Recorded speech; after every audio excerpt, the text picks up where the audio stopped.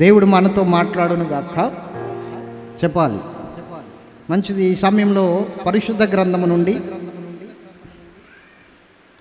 రోమీలికి రాసిన పత్రిక 5వ అధ్యాయము 19వ వచనం మనం చదువుకుందాం.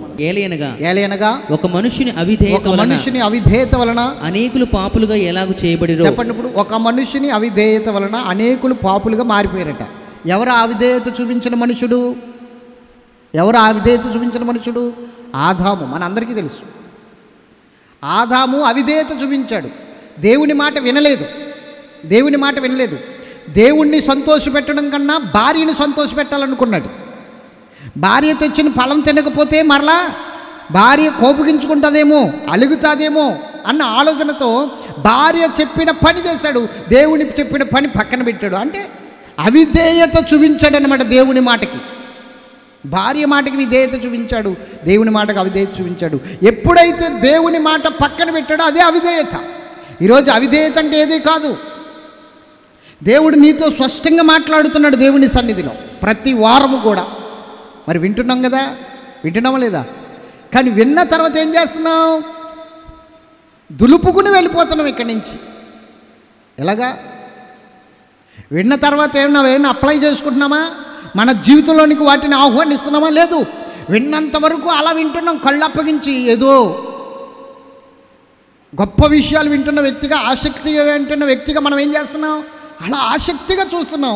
విన్న తర్వాత, ప్రార్థన అయిన తర్వాత ఆమెను అనగానే అమ్మయ్య అనుకుని దులుపుకుని వెళ్ళిపోతున్నాం. అది అవిధేయత. దేవుడు నీతో చెప్పింది నువ్వు చేయలేకపోతున్నావు, అది అవిధేయత. కానీ ఒక్క మనుషుడు అవిధేయత చూపించడం వలన అందరూ పాపులైపోయారు. అలాగే కుటుంబంలో నువ్వు ఒక్కడివి దేవుని మాట వినకపోవడం వలన నీ ఒక్కడితో పోదది. నీ ఒక్కడితో పోయేది కదా ఆ పాపం, నీ ఒక్కడితో పోయేది కదా ఆ శాపం. ఒక్కడు అవిధేయత వలన అక్కడ అందరూ పాపులైపోయారు.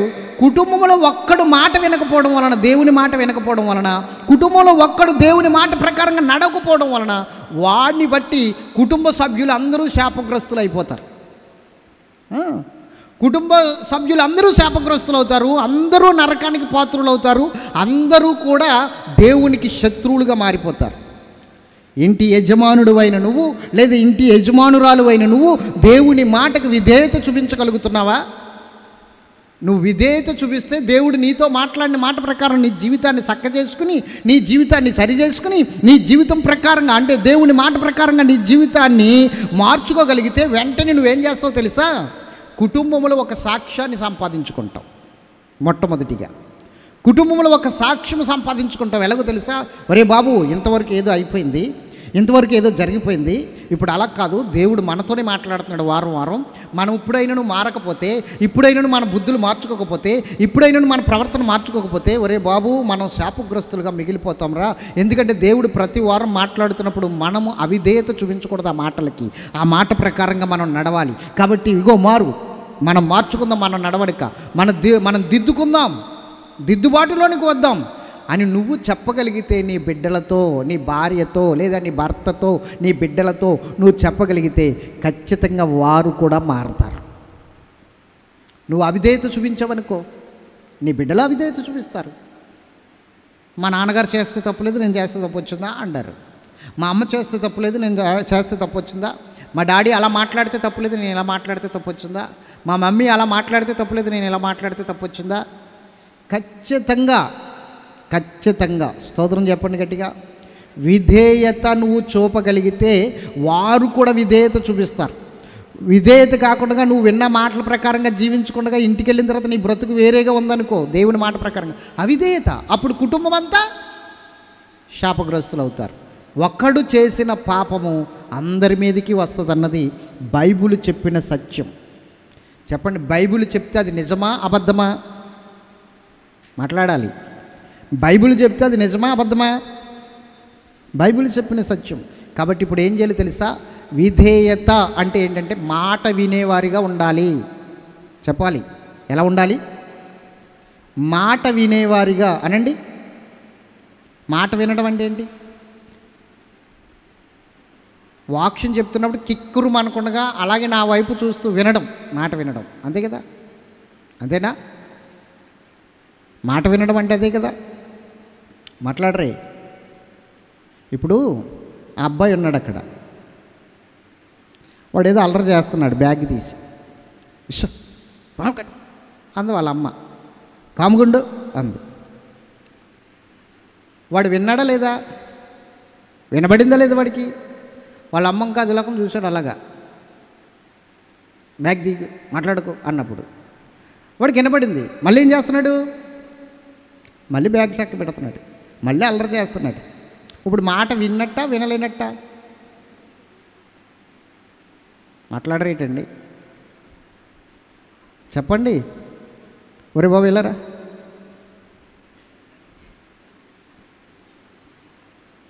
వినబడింది.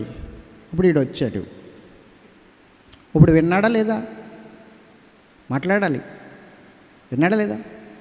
ఒరే బాబు వెళ్ళరా అన్నప్పుడు వాడు అక్కడే అలా కూర్చొని ఉన్నాడు అనుకోండి, వినబడిందా లేదా వాడికి? విన్నాడు. కానీ ఇక్కడికి వచ్చినప్పుడే వాడు వినినట్లు లెక్క. వెళ్ళి కూర్చో. మంచోడు మాట వింటాడు. అది మాట వినడం అంటే ఏంటంటే, ఒరే బాబు ఇలా రారా అన్నామనుకో, వచ్చాడు కొట్టుకాడికి వెళ్ళి కొంచెం ఈ వస్తువు తెచ్చిపెట్టరా, ఈ డబ్బులు పట్టుకెళ్ళి ఈ సరుకు తెచ్చిపెట్టాను, ఎవడ తెస్తాడు ఎలా అతలకి, నా పనే నాకు బోల్డ్ ఉంది అని వెళ్ళిపోయాడు అనుకోండి, వాడు మాట విన్నాడా లేదా? విన్నాడా లేదా? అయ్య బాబోయ్, మాట విన్నట్టే లేనట్ట? వినలేదు. అయ్యో ఎంత మూర్ఖుడండి పిల్లోడు, కొంత అంతలేడు, అసలు మాట వినండి అంటాం మనం. అంటే చెప్పిన పని వినడం కాదు, చెయ్యడం. మాట వినడం అంటే చెయ్యడం. గట్టిగా స్తోత్రం చెప్పాలి. పిలిచిన వెంటనే వచ్చి మనం చెప్పిన పని చేస్తాడనుకోని, మంచోడండి, చెప్పిన పని చేస్తాడు, మాట వినే వ్యక్తి అండి అంటాం. మాట వింటాడండి అంటాం. అంటే మాట వినడం అంటే గుర్తుంచుకో, నువ్వు వాక్యం వినడం అంటే ఇక్కడ కూర్చుని వినేసి వెళ్ళిపోవడం కాదు. ఆ వాక్యాన్ని విన్న తర్వాత ఆ వాక్యము ప్రకారంగా నిన్ను నీవు దిద్దుకుని నీ బ్రతుకుని మార్చుకుని వాక్యము ప్రకారంగా నువ్వు జీవించడమే మాట వినడం. మాట వినడం. స్తోత్రం చెప్పాలి గట్టిగా. హల్లెలూయా. యేసయ్య వచ్చాడు, కిందకి భూమి మీదకి వచ్చాడు. వచ్చిన తర్వాత ఆయన దేవుని పని నిమిత్తం తన్ను తాను ప్రతిష్ఠించుకున్నాడు 30 సంవత్సరాల తర్వాత. ఎన్ని సంవత్సరాల తర్వాత? 30 సంవత్సరాల తర్వాత ఆయన తన్ను తాను ప్రతిష్ఠించుకున్నాడు భూమి మీద. 30 సంవత్సరాల వరకు ఆయనకి మరి బలం రాలేదా? ఆ జ్ఞానం రాలేదా? లేకపోతే ఆ స్తోమత అంటే ఇతరులకు ప్రకటించేంత స్తోమత రాలేదా? బాల్యములోనే 12 సంవత్సరాల వయసులోనే శాస్త్రులను ధర్మశాస్త్ర ఉపదేశకులను ఆయన ప్రశ్నలతో గడగడలాడించాడు ఆయన. 12 సంవత్సరాల వయసులోనే శాస్త్రులను గడగడలాడించాడు ఆయన. మరి ఎందుకని 30 సంవత్సరాల వయసు వచ్చేంత వరకు ఆయన దేవుని యొక్క పని నిమిత్తం ప్రతిష్ఠించబడలేదు? ధర్మశాస్త్రాన్ని నెరవేర్చడానికి వచ్చినవాడు యేసయ్య, ధర్మశాస్త్రాన్ని కొట్టివేయడానికి వచ్చినవాడు కాదు. ధర్మశాస్త్రాన్ని నెరవేర్చడానికి వచ్చాడు. కాబట్టి ధర్మశాస్త్రం ప్రకారంగా 30 సంవత్సరాల వయసు వస్తేనే కానీ ఎవరు సేవకు ప్రతిష్ఠించుకోకూడదు. ఇది ధర్మశాస్త్ర క్రమం. ధర్మశాస్త్రం ప్రకారంగా 30 సంవత్సరాల వయసు రావాలి దేవుని సేవలోకి రావాలంటే. 30 సంవత్సరాల వయసు వస్తేనే కానీ దేవుని సేవలోకి దేవుని పరిచర్యలోకి రాకూడదు ధర్మశాస్త్రం ప్రకారం. ఆ క్రమం ప్రకారంగా యేసు ప్రభు 30 సంవత్సరాల వయసు వచ్చేంత వరకు తల్లిదండ్రుల దగ్గర వేసి ఉన్నాడు. తల్లిదండ్రుల దగ్గర నుంచి వచ్చేసాడు. ఇంకా 30 సంవత్సరాల వయసు వచ్చిన తర్వాత తండ్రి పరాన్ని ప్రతిష్ఠించడానికి ఉపవాసం ఉన్నాడు. 40 రోజులు ప్రతిష్ఠించుకుంటున్నాడు తను తాను. 40 రోజులు ఉపవాసం ఉండి ప్రతిష్ఠించుకుంటే ఉపవాస దినాలు అయిపోయాయి. జాగ్రత్తగా వినాలి. ఉపవాస దినాలు అయిపోయిన తర్వాత మంచి ఆకలితో ఉన్నాడు. 40 రోజులు కదా, ఆకలేస్తుంది ఆయనకి. ఆకలేస్తున్నప్పుడు వచ్చేసాడు అపవాది. ఎందుకంటే ప్రతిష్ఠించేసుకున్నాడు కదా, ఇంకా తన్ను తాను దేవుని పని నిమిత్తము విధేయత కలిగేటట్లు ప్రతిష్ఠించుకున్నాడు. కాబట్టి అపవాది వచ్చేసాడు. ఆకలితో ఉన్నాడు ఈయన, మంచి ఆకలితో ఉన్నాడు. అపవాది వచ్చాడు. వచ్చి అంటున్నాడు, ఒరే బాబు, నువ్వు దేవుని కుమారుడివి, నువ్వు మామూలు మనిషివి కాదు, ఆకలితో అలమటించే బాధ నీకేంటి? మనుషుల్లాగా, మనుషులైతే ఏదో ఆకలితో అలమటించారు అనుకోవచ్చు, నువ్వు మనుషుడు కాదు కదా, దేవుని కుమారుడు కదా, ఇదిగో ఈ రాళ్ళను రొట్టెలు చేసుకుని తిను అన్నాడు. ఎట్లా తినమన్నాడు? ఆకలి ఎలా తీర్చుకోమన్నాడు? ఈ రాళ్ళను రొట్టెలు చేసుకుని తిను అన్నాడు. ఓకే, యేసుప్రభు వెంటనే అవును కదా, నేను దేవుని కుమారుని కదా, మనుషుల్లాగా సామాన్యుల్లాగా ఇలాగ బాధపడుతున్నానేంటి అనుకోలే. వెంటనే ఏమన్నాడు తెలుసా? మనుషుడు రొట్టెల వలన కాదు, దేవుడు నోటంట వచ్చే ప్రతి మాట వలన జీవిస్తాడు అన్నాడు. మనుషుడు రొట్టెల వలన కాదు, దేవుని నోటంట వచ్చే ప్రతి మాట వలన మనుషుడు జీవించాలి. ఈరోజు నువ్వు ఎలా జీవించాలి? యేసుక్రీస్తు ప్రభువారి శరీరధారికి వస్తే ఆయన్ని విడిచిపెట్టలేదు వీడు. నిన్ను నన్ను విడిచిపెడతాడా? నిన్ను నన్ను విడిచిపెడతాడా? పక్కదారులు పట్టించడానికి ఎన్నో సందర్భాలు వెతుకుతాడు. మన జీవితం, మన ఆత్మీయ జీవితం పాడైపోవడం కోసం, మన ఆత్మీయ జీవితాన్ని పక్కదారి పట్టించడం కోసం ఎన్నో దారులు వెతుక్కుంటూ వస్తాడు మన దగ్గరికి. ఏదో రకంగా వస్తాడు మన దగ్గరికి మన ఆత్మీయ జీవితాన్ని పాడు చేయడానికి. దేవుని సంకల్పాన్ని నెరవేర్చకుండా మనము నాశనం అయిపోవడానికి ఎన్నో దారులు వెతుకుతాడు. గట్టిగా స్తోత్రం చెప్పాలి. యేసుక్రీస్తు దేవుని యొక్క సంకల్పాన్ని నెరవేర్చడానికి, ఆ సంకల్పాన్ని బట్టి విధేయత చూపించడానికి ఆయన భూమి మీదకి వచ్చాడు. అపవాది వచ్చాడు, తప్పించాలని చూస్తున్నాడు. అయిపోయింది. రెండో పరీక్ష ఏం పెట్టాడు తెలుసా? ఎత్తైన పర్వతం మీదకి ఆయన తీసుకెళ్ళిపోయాడు. ఎవరు తీసుకెళ్ళారు? అపవాది. గుర్తుందా మీకు? ఎవరు తీసుకెళ్ళారు? అపవాది తీసుకెళ్ళాడు. మీరు గమనించండి. 4వ అధ్యాయం మత్తయి సువార్త 8వ వచనం చదవండి. 4:8. మత్తయి 4:8. మరలా అపవాది మిగుల ఎత్తైన ఒక కొండ మీదకి ఆయనకు తోడుకొని పోయి. ఎవరిని తోడుకుని పోయింది? అపవాది ఎవరిని తోడుకుపోయాడు? చెప్పాలి, మాట్లాడరే. ఆయన దేవుని సంకల్పం నెరవేర్చడానికి విధేయత కలిగి ప్రతిష్ఠించుకునే సమయంలో అపవాది వచ్చి ఎక్కడికి తోడుకుని పోయాడు? అది యేసయ్యనే చేయబట్టుకు లాక్కెళ్ళాడంటే నువ్వు దేవుని మందిరానికి వచ్చినప్పుడు ఇంకో దుక్కుకు తీసుకెళ్ళకుండా ఉంటాడు. ఏమోనండి, దేవుని సన్నిధికి వద్దామనుకునేలాగా వేరే పని వచ్చిందండి. దేవుని సన్నిధికి వద్దామనుకునేలాగా వేరే దుక్కు వెళ్ళవలసి వచ్చిందండి. దేవుని సన్నిధికి వద్దామంటే ఇంట్లో పెద్ద గొడవ అయిపోయిందండి. మనశ్శాంతి లేకుండా ఉన్నామండి. అంతే, వాడు తప్పిస్తాడు నిన్ను. యేసయ్యనే తీసుకెళ్ళాడు వాడు వేరే త్రోవలోకి. నువ్వెంత? దేవుని ప్రణాళిక చొప్పున, దేవుని యొక్క ఉద్దేశాలు చొప్పున విధేయత కలిగి జీవించాలనుకున్నప్పుడు వాడు నీ దగ్గరికి వస్తాడు. ఎత్తైన పర్వతం మీదకి తీసుకెళ్ళాడట. తీసుకెళ్ళి అంటున్నాడు, ఒక్కసారి ఇటు చూడు అంటున్నాడు. ఎడం పక్కకి చూపించాడు. ఎడం పక్కకు చూపించేసరికి, ఒక పక్కకు చూపించేసరికి అక్కడ కొరడాలు, మేకులు, ఏమండి మేకులు, అలాగే అల్లరిమూక, అలాగే ఆయన పొందవలసిన దెబ్బలు, ఆయన పొందవలసిన హింసలు, ఆయన పెట్టించుకోవలసిన ముళ్ళ కిరీటం, అవన్నీ అక్కడ చూపిస్తున్నాడు. అయ్యో తండ్రి తండ్రి తండ్రి అంటే అవి నువ్వు అనుభవించాలి. అవసరమా నీకు? అంత బాధ అవసరమా? వద్దు, ఇటు చూడు అని చెప్పేసి మరలా ఇటు చూపిస్తున్నాడు. చూపిస్తే ఏం చూపిస్తున్నాడు చూడండి, అక్కడ రాసి ఉంటుంది. ఈ లోక రాజ్యాలన్నిటినీ వాటి మహిమను ఆయనకు చూపి. ఎవరికి చూపించి?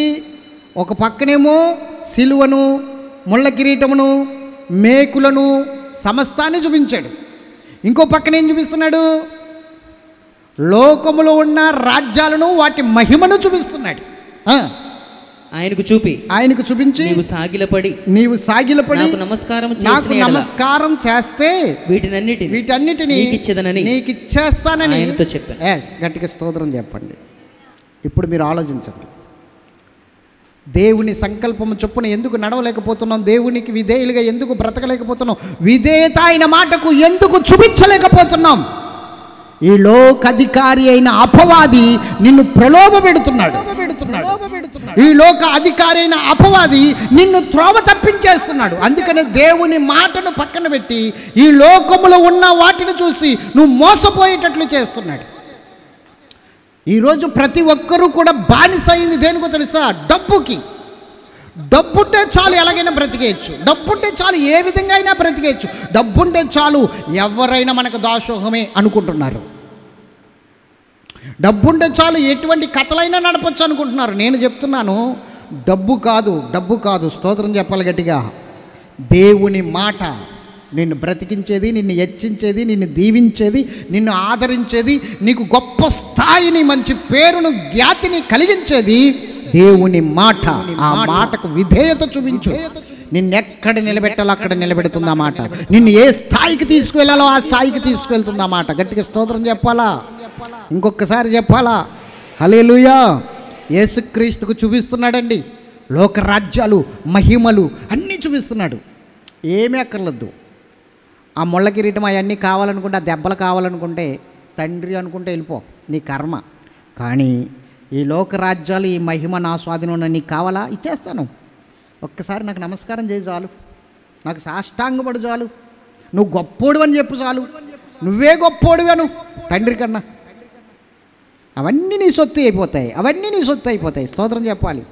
చెప్పండి, వాడు చూపించిన ఏంటి? లోక రాజ్యాలు అనండి, లోక మహిమలు అనండి. అవి ఎప్పటి వరకు ఉంటాయి? హలో, అవి ఎప్పటి వరకు ఉంటాయి? చెప్పండి సార్, ఎప్పటి వరకు ఉంటాయి? నువ్వు బ్రతికినన్నాళ్ళు ఉంటాయి. నువ్వు ఎన్నాళ్ళు బ్రతుకుతావో అన్నాళ్ళు ఉంటాయి. ఆ తర్వాత నువ్వు ఎక్కడికి వెళ్ళిపోతావు? భూగర్భంలోనికి వెళ్ళిపోతావు. ఇంక నీతో పాటు అవి అంతరించిపోతాయి, ఏమీ ఉండవు. యేసు ప్రభు పోని అవి తీసుకుని ఎంతకాలం ఉంటాడు భూమి మీద అనుకుంటే, ఒక 40-50 సంవత్సరాలు అనుకోండి. పోని ఒక 70 సంవత్సరాలు బ్రతికాడు అనుకుందాం. 40-50 సంవత్సరాలు, 70 సంవత్సరాలు ఒక గొప్ప ధనవంతుడిగా బతికేద్దుడు ఆయన యేసు ప్రభు.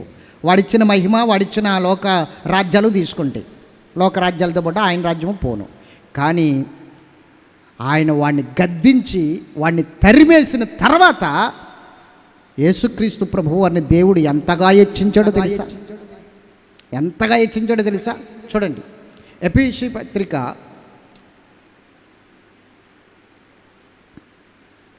'అందరూ తీశారా? ప్రతి ఒక్కరూ తీయాలి. దేవునికి మహిమ కలుగును గాక. హల్లెలూయా, హల్లెలూయా. ప్రతి ఒక్కరూ కూడా ఈ మాటలు చూడాలి. 1 అధ్యాయము ఒకటేనా? చివరి వచనాలు 25 వచనం కానించి ఏమ్మా? 20 వచనం. 20 1 అధ్యాయం 20 వచనం కానించి చదవండి. ఆయన ఆ బలాతిశయము చేత, ఆయన బలాతిశయము చేత క్రీస్తును మృతులలో నుండి లేపి సమస్తమైన ఆధిపత్యము కంటేను. జాగ్రత్తగా వినండి. ఎవరి బలాతిశయం చేత? దేవుని బలాతిశయము చేత క్రీస్తుని మృతులలో నుండి లేపి సమస్తమైన ఆధిపత్యము కంటేను, అధికారము కంటేను, శక్తి కంటేను, ప్రభుత్వము కంటేను ఈ యుగమునందు మాత్రమే కాక రాబో యుగమునందు పేరు పొందిన ప్రతి నామము కంటేను ఎంతో హెచ్చుగా పరలోకమందు ఆయనను తన కుడిపార్శ్వమున కూర్చుండబెట్టుకుని ఉన్నాడు. మరియు సమస్తమును ఆయన పాదముల క్రింద ఉంచి. ఎవరి పాదముల క్రింద? సమస్తమును యేసయ్య పాదాల క్రింద ఉంచి సమస్తము పైన ఆయనను సంఘమునకు శిరస్సుగా నియమించెను. చాలు, గట్టిగా స్తోత్రం చెప్పాలి. ఇప్పుడు మీరు గమనించండి, యేసుక్రీస్తు ఆటికి దాసోహం అయిపోయి అవే కావాలి అనుకుంటే, తుచ్చమైన వాటిని కోరుకుంటే యేసయ్య మనకెవ్వరికీ అవసరం లేదు. ఇంకా ఎప్పుడో మర్చిపోదురాయింది, 2000 సంవత్సరాల క్రితమే మర్చిపోదురాయింది. కానీ యేసయ్య వాటిని తృణీకరించి దేవుని మాటకి విధేయత చూపించి దేవుని పని చేయడానికి తాను నడుము కట్టుకుని నిలబడ్డాడు గనక ఇప్పుడు తండ్రి అయిన దేవుడు చనిపోయిన ఆయన్ని మృతులలో నుండి లేపాడు. మొట్టమొదటి విషయం, ఎక్కడి నుంచి లేపాడు? మృతులలో నుండి లేపాడు. లేపిన తర్వాత ఆయన కుడిపార్శ్వమును కూర్చుండబెట్టుకున్నాడు. కుడిపార్శ్వమును కూర్చుండబెట్టుకోవడమే కాకుండా అన్ని నామముల కన్నా పైనామం ఆయనకి ఇచ్చాడు. భూమి మీద ఇప్పుడు అన్ని నామముల కన్నా పైనామం. ఏ యొక్క మహిమలైతే చూపించాడో, ఏ యొక్క రాజ్యాలైతే లోకరాజ్యాలైతే చూపించాడో వాడికన్నా గొప్ప నామం ఇప్పుడు ఆయన నామం. ఆయన నామం ఉచ్చరిస్తే చాలు దెయ్యాలు గడగడలాడిపోతాయి. ఆయన నామం ఉచ్చరిస్తే చాలు సమస్త రోగాలు ఆయన నామంలో లయమైపోతాయి. ఆయన నామం ఉచ్చరిస్తే చాలు సమస్త పాపాలు లయమైపోయి కడగబడతాయి, పునీతులుగా మారిపోతాం. అంత గొప్ప నామము, అన్ని నామముల కన్నా పైనామము యేసు నామముగా ఆయన నామం మార్చబడింది. అంతేకాదు, గమనించండి, ఆయన నామము అన్ని నామముల కన్నా పైనామముగా మార్చబడటమే కాకుండా సమస్తము ఆయన పాదముల క్రిందకి తెచ్చేసాడండి. ఇంకా ఎవరి పాదముల కిందకి? సమస్తము ఆయన పాదముల కిందకి వచ్చేసింది. నెక్స్ట్ ఏంటంటే సమస్తానికి ఆయన సంగమునకు శిరస్సు అయిపోయాడు. ఇదంతా కారణం ఏంటంటే విధేయత అనండి. తాత్కాలికంగా కలిగే ఈ సంతోషం కోసం, ఈ ఆనందం కోసం దేవుని యొక్క మాటకి అవిధేయత చూపించొద్దు ప్లీజ్. తాత్కాలికమైన సంతోషం కోసం, తాత్కాలికమైన ఆనందం కోసం, తాత్కాలికంగా నిన్ను మురిపించి ముచ్చటి చేసి నిన్ను విడిచి వెళ్ళిపోయే ధనము కోసం, ఆ కరెన్సీ నోట్ల కోసం దేవుని మాటను పక్కన పెట్టకు. శాశ్వతమైనది పోగొట్టేసుకుంటావు బిడ్డ. శాశ్వతమైన ఆశీర్వాదం పోగొట్టేసుకుంటావు కరెన్సీ నోట్ల మీద దృష్టి పెడితే. కరెన్సీ నోట్ల మీద దృష్టి పెడితే దేవుని యొక్క శాశ్వతమైన ఆశీర్వాదం. ఎస్, ఎందుకంటే దేవుని మాటకి విధేయత ఎందుకు చూపిస్తున్నాం? మనకి లోకంలో బోల్డ్ అవసరాలు ఉన్నాయి కాబట్టి, వాటిని తీర్చుకోవాలంటే డబ్బు కావాలి కాబట్టి, డబ్బు కావాలంటే దేవుని మాట ప్రకారంగా నడిస్తే మనకు రాదు కాబట్టి, మనం అందుకని ఈ లోకంలో దానికి దాసోహం అవుతున్నాం. అందుకని ఈ రోజున మనం అందరము శాపగ్రస్తులు. మనమే కాదు, నేను దేవుని మాట వినట్లేదు కాబట్టి నా బిడ్డలు శాపగ్రస్తులు అవుతున్నారు, నా కుటుంబం శాపగ్రస్తం అవుతుంది. ఎందుకంటే నేను ఒక్కడిని అవిధేయత చూపించడం వల్ల నాతో పాటు అందరూ అవిధేయులు అయిపోతున్నారు. అదే నేను ఒక్కడిని విధేయత చూపించాను అనుకో, అందరూ నాతో పాటు ఆశీర్వదించబడతారు. నేనేం చేస్తున్నానో నా బిడ్డలు అదే చేస్తారు. నేను ఏ విధంగా ఉన్నానో నా బిడ్డలు అదే విధంగా ఉంటారు. ఎస్, ఒక మనుషుడు అవిధేయత వలన అందరూ పాపులైపోయారు, ఒక మనుషుని విధేయత వలన అందరూ పాపక్షమాపణ పొందారు, దేవుని సన్నిధిని అనుభవిస్తున్నారు. చూద్దాం ఆయన విధేయత ఎలా ఉందో. చూడండి, ఫిలిప్పీ పత్రిక 2:8 కానించి 8. మరియు ఆయన ఆకారమందు మనుష్యుడిగా కనబడి మరణము పొందినంతగా అనగా సిలువ మరణము పొందినంతగా. జాగ్రత్తగా వినండి. ఏ మరణము? మామూలు మరణమా? హింసతో కూడిన మరణం, కఠినమైన మరణము పొందినంతగా అని మరలా అక్కడ ఏమన్నాడంటే సిలువ మరణము అన్నాడు. అంటే సిలువ మరణం అని ఎందుకు గుర్తు చేస్తున్నాడు? అది కఠినమైన మరణం, మనకు రావలసిన శిక్ష, మనకు రావలసిన మరణం, మనకు రావలసిన భయంకరమైన శిక్ష, అంత కఠినమైన మరణం. అందుకనే సిలువ మరణం అని మరొక్కసారి నొక్కి చెప్తున్నాడు అక్కడ అపోస్తలుడైన పౌలు. మరణము పొందినంతగా, మరి సిలువ మరణము పొందినంతగా విధేయత చూపిన వాడై. ఎంత విధేయత అండి! అదే కావాలనుకున్నాడు సాతానుడు, చూపించాడు.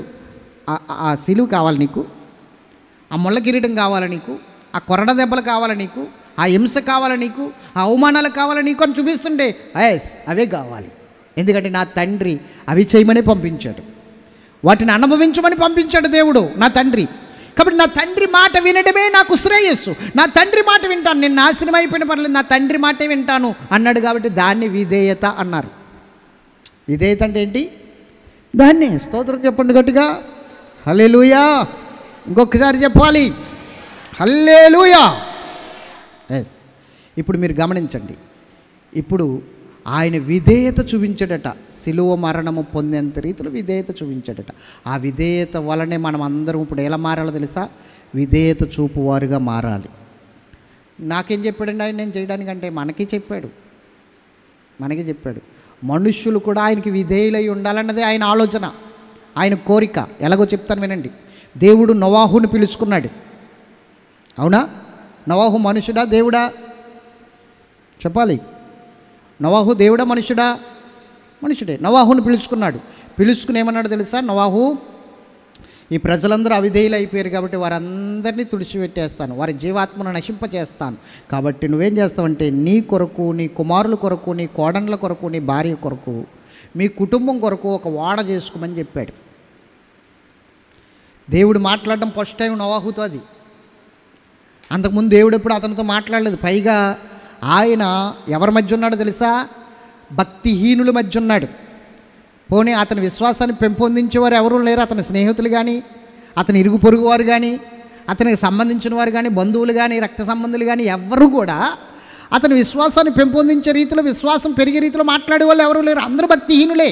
దేవుడు అందరినీ చంపేయాలనుకున్నాడు. ఎందుకు? అందరూ భక్తిహీనులే కాబట్టి, పాపం చేశారు కాబట్టి, భూమి బలాత్కారంతో నింపబడిపోయింది కాబట్టి అందరినీ చంపేయాలనుకున్నాడు, అందరినీ నాశనం చేయాలనుకున్నాడు, జీవాత్మను క్షీణింప చేయాలనుకున్నాడు. అలాంటి సమయంలో నోవాహు మాత్రమే దేవుని దృష్టికి కృప పొందినవాడిగా కనిపిస్తే నోవాహుని పిలిచాడు. ఎట్లాగా? ఈరోజు మనము దేవుని సన్నిధికి వచ్చినా భక్తిపరులతో సహవాసం చేసిన భక్తి రావట్లేదు మనకి. కానీ భక్తిహీనుల మధ్య ఉండి భక్తిని కాపాడుకోగలిగిన వాడు నోవాహు. పాపాత్ముల మధ్య నుండి తన భక్తిని కాపాడుకుని దేవుని చెంత కృప పొందిన వాడిగా మారాడండి నోవాహు. ఎంత గొప్ప ధన్యుడో చూడండి నోవాహు. ఎవ్వరూ నీతిమంతులు లేరు, అందరూ పాపం చేస్తున్న వారి వాళ్ళ మధ్య ఉండి నోవాహు తన భక్తిని కాపాడుకున్నాడు. నోవాహు తన దేవుని కృపను పొందుకున్నాడు. అలాంటి స్థితి మనకు రావాలి. అయితే నోవాహు దేవుడు మాట్లాడిన మొదటిసారి అయినా దేవుడు చెప్పింది విన్నాడు. ఓకే ప్రభా, తప్పకుండా చేస్తాను ప్రభా అన్నాడు. ఇంటికి వెళ్ళాడు. ఇంటికి వెళ్తే భార్యతో చెప్తే ఏమంటుందో, బిడ్డలతో చెప్తే ఏమంటారో, కోడండ్లతో చెప్తే ఏమంటారో అని ఆలోచించకుండా వెంటనే కుటుంబ సమావేశాన్ని ఏర్పాటు చేసి కుటుంబం అంతా ఒక దిక్కున సమావేశం అయిన తర్వాత ఆ కుటుంబానికి ఇతడు దేవుని మాటలు చెప్తున్నాడు.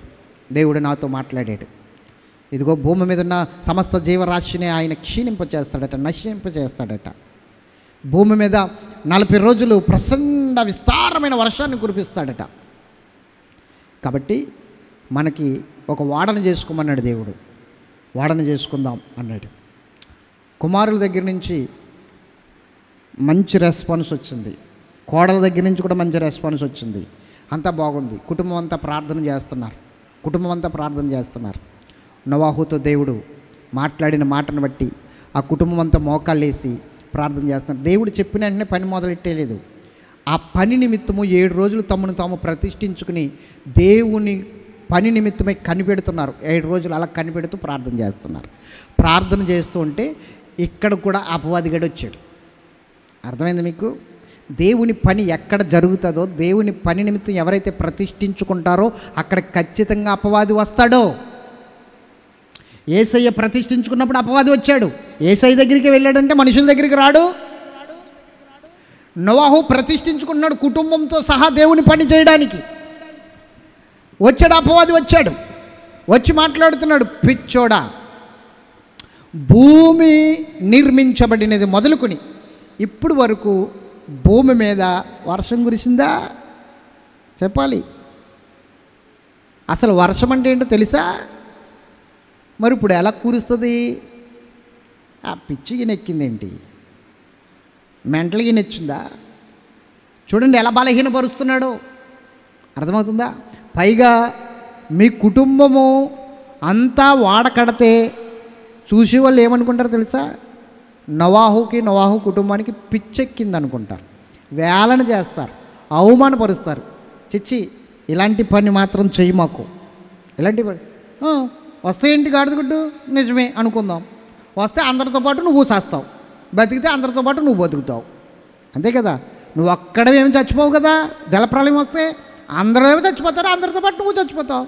ఇలా అనుకునే వాళ్ళు లేరా? స్తోత్రం చెప్పాలి గట్టిగా. పోతే అందరిదే పోద్దే, మనది ఒక్కరిదే పోద్దా? అంతే కదా? అదే చెప్తున్నాడు ఇక్కడికి వచ్చి వీడు. ఏమని చెప్తున్నాడు?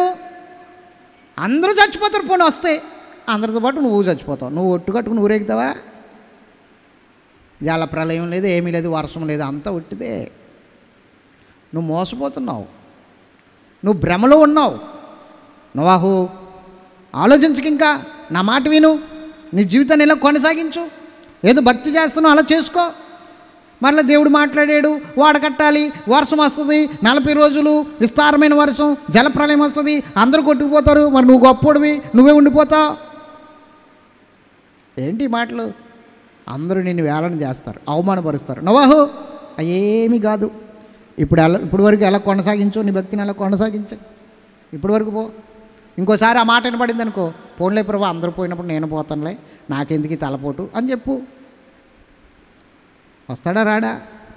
మాట్లాడతా? కానీ నోవాహు రెండో ఆలోచన లేకుండా దేవుడు చెప్పిన పని మాత్రమే చేశాడు. గట్టిగా స్తోత్రం చెప్పండి. 120 సంవత్సరాలు కట్టాడు వాడ. 1, 2 కాదు. ఎన్ని సంవత్సరాలు మాట్లాడరే? 120 సంవత్సరాలు. మరి ఆయన మనస్సు పక్కదారులు పట్టలేదా 120 సంవత్సరాల్లో? అతని ఆలోచనలు మారలేదా? అతని తలంపులు మారలేదా? అమ్మా సుగుని గారు, నోట్లుగా ఏమైనా దూరతాయి. ఆయన ఆలోచనలు మారలేదా? ఆయన తలంపులు మారలేదా? ఆయన ఉద్దేశాలు మారలేదా? మాట్లాడరే, మారవు. ఎందుకంటే విధేయత అనండి. ఆ విధేయత వలనే కుటుంబాన్ని రక్షించుకోగలిగాడు. అవిధేయత వలనే భూమి మీద ఉన్న వారందరూ నాశనం అయిపోయారు. ఈరోజు దేవుని మాట చెప్తే కోపం. ఎవయ్య అలా ఉంటున్నావేంటి, ఇలా ఉంటున్నావేంటి, అదేం బ్రతుకు ఇదేం బ్రతుకు అని మాట్లాడితే, దైవజనుడు మాట్లాడితే కోపం. దైవజనుల మీద అంత ఎత్తులెగిసిపోతారు. అప్పటి వరకు అక్కడే ఉంటారు, ఇంత ఎత్తులెగిసిపోతారు. దేవునికి స్తోత్రం చెప్పాలి. నీకన్నా మేమే గొప్ప అన్నట్లుగా అంత ఎత్తులెగుతారు. లేకు ఎవడికి కోపం. నువ్వు చేస్తున్నది తప్పంటే కోపం, నువ్వు చేస్తున్నది పాపం అంటే కోపం, నువ్వు చేస్తున్నది కరెక్ట్ కాదంటే కోపం. అంటే నువ్వేం చేస్తున్నా నిన్ను ఎంకరేజ్ చేయాలా? ఇంక దైవజనుడిగా నేను ఎందుకున్నది? తప్పుని తప్పుగా చెప్పాలి, ఖండించాలి, అదే నా పని. బుద్ధి చెప్పు, గద్దించు, ఖండించు అని దేవుని వాక్యం రాయబడింది. మరి నేనేం చేయాలి? నిన్ను సంతోషపెట్టాలా, దేవుణ్ణి సంతోషపెట్టాలా? దేవుని మాట వినడం విధేయత అనండి. దేవునికి స్తోత్రం చెప్పాలి. యేసుక్రీస్తు ప్రభువారు విధేయత చూపించాడు, నోవాహు విధేయత చూపించాడు. అందుకని ఈరోజు మనం అందరం ఉన్నాం. నెక్స్ట్ అబ్రహాముని పిలుచుకున్నాడు దేవుడు. పిలుచుకున్నాడా లేదా? మాట్లాడరే. అబ్రహాం పిలుచుకుని వృద్ధాప్యంలో అతనికి సంతానాన్ని ఇచ్చాడు. ఇస్సాకు అనే కుమారుని ఇచ్చాడు. ఇస్సాకుని దేవుడిచ్చిన తర్వాత ఇస్సాక్కి ఊహ తెలిసే సమయం వచ్చాక, కొంచెం యుక్త వయసు వస్తుంది అన్న టైంలో అబ్రహాముని పిలుచుకున్నాడు దేవుడు. పిలిచి అంటున్నాడు, అబ్రహాం, నీకు ఒక్కడైన కుమారుని ఇస్సాకుని మోరియా పర్వతం మీద, నేను చూపిస్తున్నాను కదా మోరియా దేశంలోకి వెళ్ళు, అక్కడ ఓ పర్వతాన్ని చూపిస్తాను, ఆ పర్వతం మీద నీ కుమారుని దహన బలిగా అర్పించు అన్నాడు. ఏంటి ప్రభు ఇది, ఒక్కగానొక్క కుమారునిచ్చావు, అది కూడా వృద్ధాప్యనిచ్చావు, నీ సంతానం అభివృద్ధి అవుతుందన్నావు, పైగా ఇస్సాకు వలన అనేది నీ సంతానం అన్నావు, ఇస్మాయిల్ నా సంతానం కాదన్నావు, మరి ఇప్పుడు ఏంటి ఇతన్ని బలిచ్చేయమంటున్నావు అని తిరిగేసి ఒక్క మాట కూడా మాట్లాడలేదు. ఒక్క మాట కూడా మాట్లాడదు. చిత్తం ప్రభు అన్నాడంతే. చిత్తం ప్రభు అన్నాడంటే కుమారుణ్ణి దహన బలిగా ఇమ్మన్నాడు. దహన బలి అంటే మాటలా? దహన బలి గురించి ఎప్పుడైనా విన్నారా వాక్యం? దహన బలి అంటే అర్థం ఏంటో తెలుసా? ముందు ప్రాణాలు తీయాలి, అంటే పీక్ కొయ్యాలి. ముందు పీక్ కోసిన తర్వాత ఏం చేయాలో తెలుసా? స్కిన్ తీసేయాలి. స్కిన్ అంటే మొత్తం చర్మం ఒలిచేయాలి. స్కిన్లెస్ అన్నమాట. మొత్తం స్కిన్ తీసేయాలి. స్కిన్ తీసి పక్కన వాడేయాలి. పక్కన వాడేసిన తర్వాత ఆ బలిచ్చిన ఆ పశువుని మాంసం ముక్కలుగా కొట్టాలి, ఇంత ముక్కలుగా. దాన్ని ఏం చేయాలి? ఒక ఆకులో పెట్టాలి. ఒక ఆకులో పెట్టుకుని ఆ మాంసాన్ని కట్టెలతో బలిపీఠం పేర్చాలి. రాళ్లతోనైనా కట్టెలతోనైనా బలిపీఠం పేర్చాలి. రాళ్లతో పేర్చిన బలిపీఠాలు ఉన్నాయి, కట్టెలతో పేర్చిన బలిపీఠాలు ఉన్నాయి. కట్టెలతో కానీ రాళ్లతో కానీ ఒక బలిపీఠం పేర్చాలి. బలిపీఠం పేర్చిన తర్వాత ఆ బలిపీఠం మీదకి ఈ ఆకు మీద ఉన్న మాంసాన్ని పట్టుకెళ్ళి ఆ మాంసాన్ని బలిపీఠం మీద పెట్టాలి. పెట్టిన తర్వాత ప్రార్థన చేస్తే ఆకాశము నుండి అగ్ని వచ్చి ఆ రాళ్ళైతే రాళ్ళు, కట్లయితే కట్లను, ఆ మాంసాన్ని మొత్తం దహింపజేస్తుంది. దాన్ని దహన బలి అన్నారు. గట్టిగా స్తోత్రం చెప్పాలి. దాన్ని దహన బలి అన్నారు. అర్థమవుతుందా మీకు? జాగ్రత్తగా వినండి. ఇప్పుడు అబ్రహాం ఏం చేయాలి? తన కుమారుణ్ణి కట్టెలు పేర్చాలి లేదా రాళ్ళు పేర్చాలి బలిపీఠంగా. పేర్చిన తర్వాత ఏం చేయాలి? తన కుమారుడి యొక్క పీకి కొయ్యాలి. కోసిన తర్వాత ఆ బిడ్డ శర్వాన్ని తీసేయాలి. తర్వాత తన చేతులతోనే బిడ్డ మాంసాన్ని ఇంతంత ముక్కలుగా కొట్టాలి. కొట్టి ఏం చేయాలి? ఆ బలిపీఠం మీదకి ఆ మాంసాన్ని పట్టుకుని వెళ్ళి పెట్టాలి. అప్పుడు దహన బలి అవుతుంది, అది దహించబడుతుంది. స్తోత్రం చెప్పాలి. దీన్ని దహన బలి అన్నారు. లేవీ కాండము చదివితే దహన బలి గురించి వివరణ వస్తుంది. లేవీ కాండంలో దహన బలి గురించి స్తోత్రం చెప్పాలి గట్టిగా. కాబట్టి దహన బలి అంటే అది. ఇప్పుడు నీ కుమారుని తీసుకుని వచ్చి దహన బలి ఇమ్మన్నాడు. ఎవరైనా తండ్రి తన కుమారుని తన చేతులతో అలా చేయగలదుడా? చెప్పాలి, చేయగలదుడా? ఎంత భయంకరమైన పరిస్థితి అది. నా వల్ల కాదు ప్రభు, నా వల్ల కాదని, కావాలంటే నా బిడ్డ నీకు ఇచ్చేస్తాను, ఏదోటి చేసుకో, నేను మాత్రం ఆ పని చేయలేనని వెళ్ళిపోవాలా? కానీ చిత్తం ప్రభు అని చెప్పేసి గాడిది గంత కట్టించి, ఏమండి, ఇస్సాకు అబ్రాము ఇద్దరు పనోళ్ళు వెళ్ళారు. వెళ్ళి గాడిదని ఇద్దరు పనోళ్ళని కింద పెట్టేసి అబ్రహాము ఇస్సాకు నడుచుకుంటూ వెళ్తున్నారు. ఇస్సాకు భుజాల మీద కట్టెలు మోపెట్టాడు. అబ్రహాం చేతిలో కత్తి నిప్పు ఉంది. వెళ్తున్నారు. అబ్రహాంని అడుగుతున్నాడు కుమారుడు, తండ్రి కట్టెలున్నాయి, నిప్పు ఉంది, కత్తి ఉంది, మరి బలి పశువేది, గొర్రె పిల్లేది అంటున్నాడు. అప్పుడు అబ్రహాం అన్నాడు, కొడకా దేవుడే చూసుకుంటాడు, దేవునికి మహిమ కలుగును గాక. ఏమంటున్నాడు అబ్రహాము? దేవుని గొర్రె పిల్ల కోసం దేవుడే చూసుకుంటాడు, నీకెందుకు, నువ్వు నాడు అంటున్నాడు. వెంటనే మారు మాట్లాడకుండా ఇస్సాకు వెళ్ళిపోయాడు. ఇస్సాకుకి తెలుసా లేదా ఆ గొర్రెపిల్ల నేనే అని? పోనప్పుడు తెలియదు అనుకుందాం, ఒకవేళ అక్కడ ఉందేమో గొర్రెపిల్ల అనుకున్నాడు అనుకుందాం. తర్వాత వెళ్ళారు, ఇద్దరు బలిపీఠం పేర్చారు. పేర్చిన తర్వాత ఆ అబ్రహాం ఇస్సాకుని కేకేశాడు. ఇస్సాకు ఏం చేశాడు? వెళ్ళాడు. వెళ్ళిన తర్వాత ఇస్సాకుని కాళ్ళు చేతులు కట్టేసి ఇస్సాకుని తీసుకెళ్ళి అక్కడ పడుకోబెట్టి, ఇప్పుడు ఇస్సాకు పడుకున్న తర్వాత అతను గొంతు కోయడానికి కత్తెత్తాడు. గొంతు కోయడానికి కత్తెత్తాడు. చెప్పండి, ఇప్పుడు ఇస్సాకు అర్థం కదా నేనే ఆ గొర్రెపిల్లనని, బలిపశువు నేనే అన్న సంగతి ఇస్సాకు అర్థం కదా. ఇస్సాకు అన్నాడు, తండ్రి ఆగు, ఇదేంటి నన్ను బలిచ్చేలాగున్నావు? అవును, నిన్నే బలిమ్మన్నాడు దేవుడు. దేవుడు నీతో చెప్పాడా? అవును చెప్పాడు. మరి నాతో చెప్పలేదు తండ్రి, నువ్వు నాకు బలిగా మారాలని నాతో చెప్పలేదు. నీతో చెప్పాడు కాబట్టి నాతో కూడా చెప్పేంత వరకు ఆగు. నాతో కూడా చెప్పిన తర్వాత అప్పుడు నేనే బలి పశువుగా వచ్చేస్తాను. అప్పటి వరకు నువ్వు నన్ను బలి ఇవ్వడానికి వీల్లేదు. నీ ఇష్టానికే బలిచ్చేస్తావా నీ దేవుడికి? నాకు మనసు ఉండదా? నీ చేతులతో పెంచి నీ చేతులతో నాకు గోరుముద్దలు తినిపించి ఇప్పుడు నీ చేతులతోనే నన్ను చంపేస్తావా అని అనకుండా తండ్రి తీసుకుని వెళ్తుంటే వదకు తేబడిన గొర్రె పిల్లవలే మౌనముగా ఉండిపోయాడు ఇస్సాకు. అబ్రహాము ఆ తండ్రికి విధేయత చూపిస్తే ఇస్సాకు ఈ తండ్రికి విధేయత చూపిస్తున్నాడు. అర్థమవుందా మీకు? అబ్రహాము తండ్రి అయిన దేవునికి విధేయత చూపించాడు కుమారుణ్ణి ఇవ్వడానికి, కానీ ఇస్సాకు తండ్రి అయిన అబ్రహాముకు విధేయత చూపిస్తున్నాడు. విధేయత చూపిస్తున్నాడు. గట్టిగా స్తోత్రం చెప్పాలి. బలి పశువుగా మారాడు, బలిపీఠం ఎక్కాడు. ఆ బలిపీఠం మీద పడుకోబెట్టి ఇస్సాకుని చంపడానికి కత్తి పైకెట్టాడు అబ్రహాము. దేవుని దూత వెంటనే వచ్చాడు, ఆగు అబ్రహాం,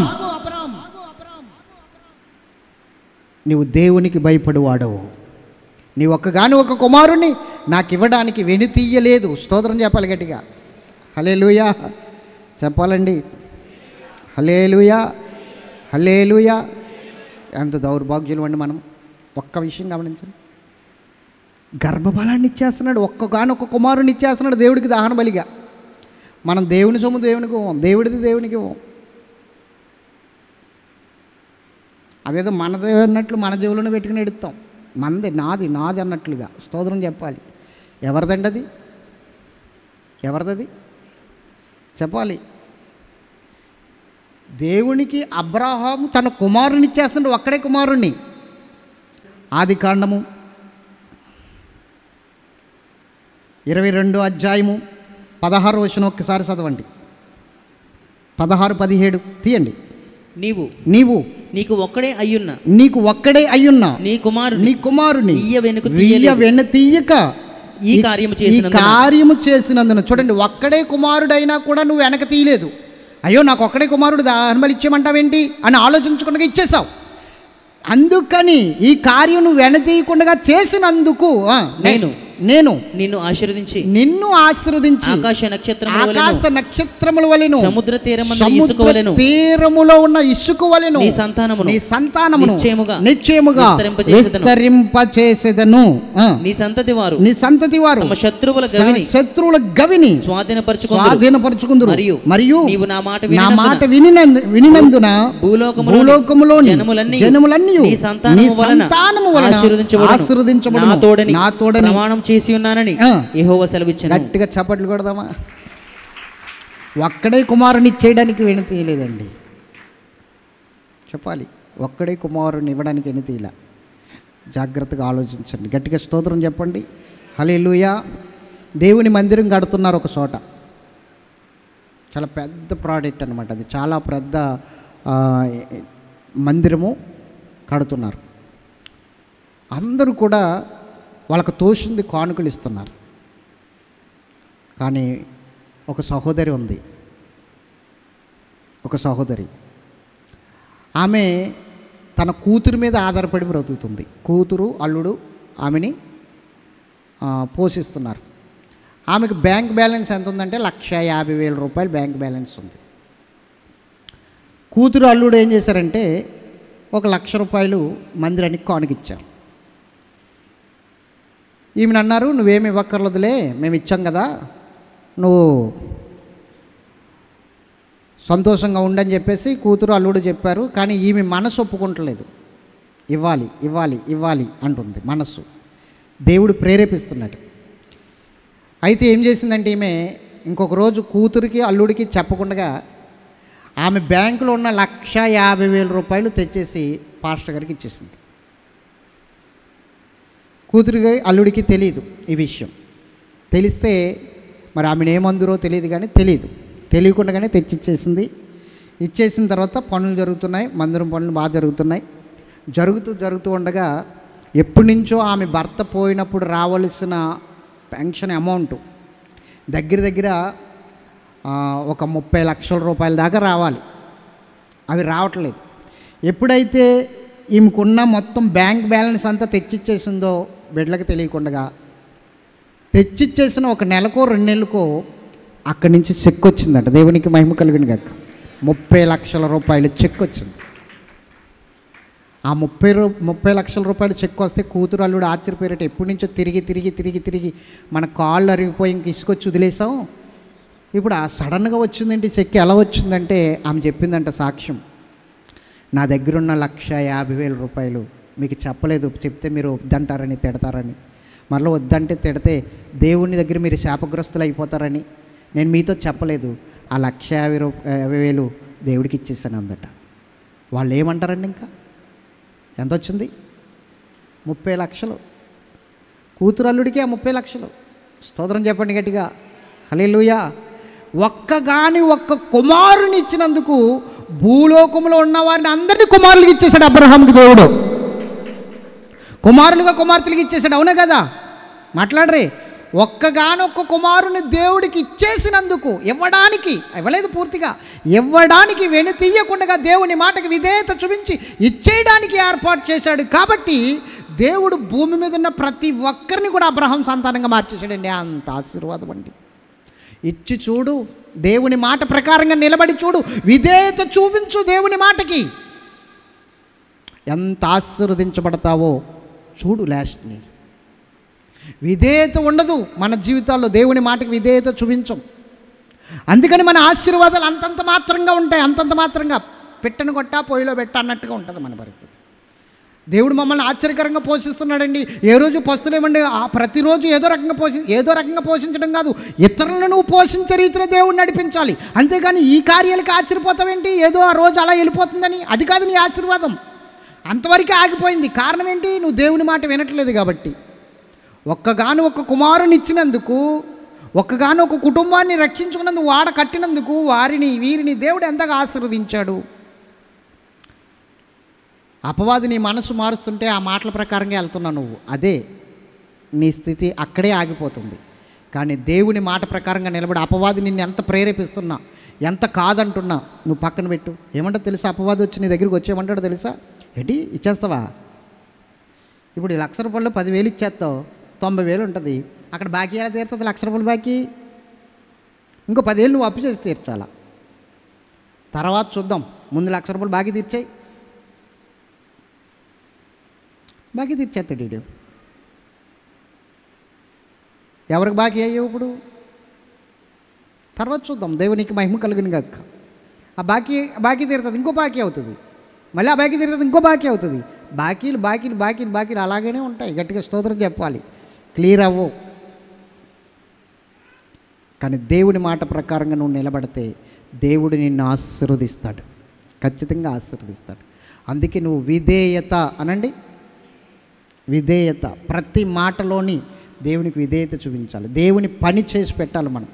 దేవుడు ఏం చెప్తున్నాడో అది చెయ్యాలి మనం. అప్పుడే నీ కుటుంబం అంతా ఆశీర్వదించబడుతుంది. అవిధేయత. ప్రతి విషయంలోని ఏమో దేవుని మాట కొద్ది గొప్ప వింటామేమో కానీ ఈ విషయంలోకి వచ్చేసరికి మాత్రం పూర్తి అవిధేయత. అమ్మో, ఇది మాత్రం నాకు కష్టం. ఈ మాట చెప్పేసరికి గుండెలో కలుక్కుమంటుంది, మనకి కొంచెం కలుక్కుమంటుంది ఎక్కడో. ఎందుకంటే భూబలంలోని, వృక్ష ఫలాల్లోని, అమౌంట్లోని, అన్నిటిలోని అంటే ఏదో కొంచెం కష్టంగా ఉండదా? స్తోత్రం చెప్పాలి గట్టిగా. హల్లెలూయా.